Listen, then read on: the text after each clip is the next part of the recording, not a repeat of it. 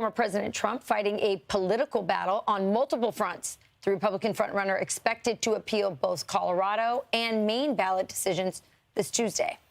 And with pending lawsuits in more than a dozen states that are attempting to remove Trump from the ballot, the Supreme Court faces mounting pressure to make the definitive ruling ahead of the election. We've got constitutional law attorney Mark Smith here to react. Good morning, Mark. We were just talking on the couch here that if this goes all the way to the Supreme Court, which we don't see why it wouldn't, there's kind of two issues at play here. One being an interpretation of the clause, and the other being, was President Trump even guilty of insurrection to begin with? Can someone make that determination on their own in order to invoke this clause?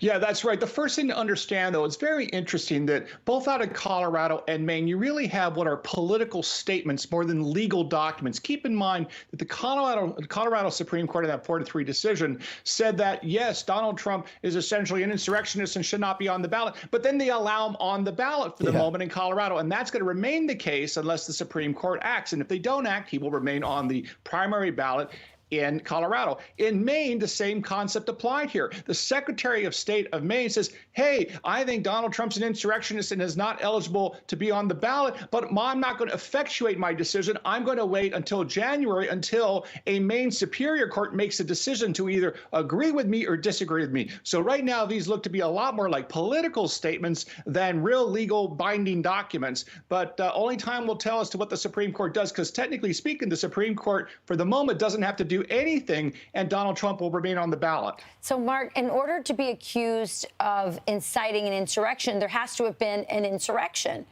And there's still a lot of evidence that hasn't come out. Mark Johnson hasn't released all the videotapes. The more videotapes come out, the less it looks like there was really an insurrection.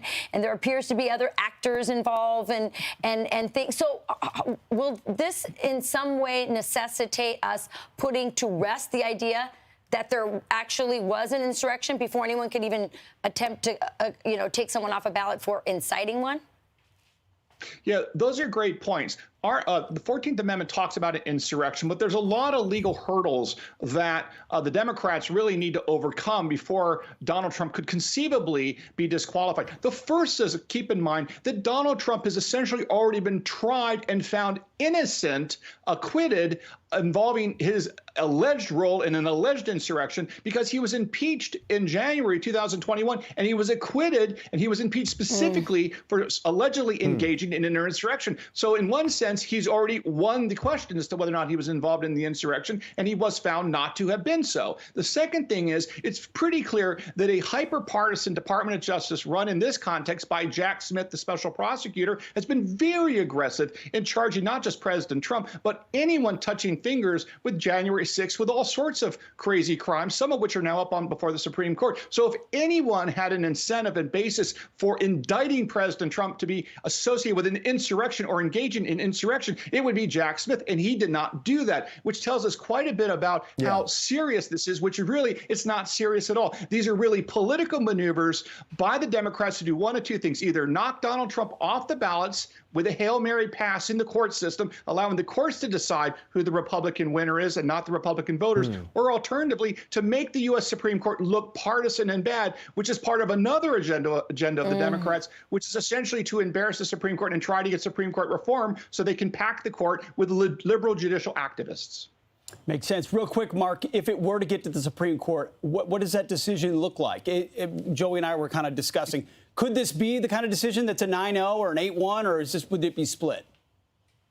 No, I think the ultimate decision will be 9-0 that Donald Trump is eligible to be the president of the United States, and that the 14th Amendment does not get in his way in any respect. However, I do see the three quote-unquote liberal justices on the Supreme Court writing a concurring opinion that really land-based Donald Trump and says all sorts of negative things about Donald Trump as a political statement. But at the end of the day, on the law, I think it'll be 9-0 in favor of President Trump.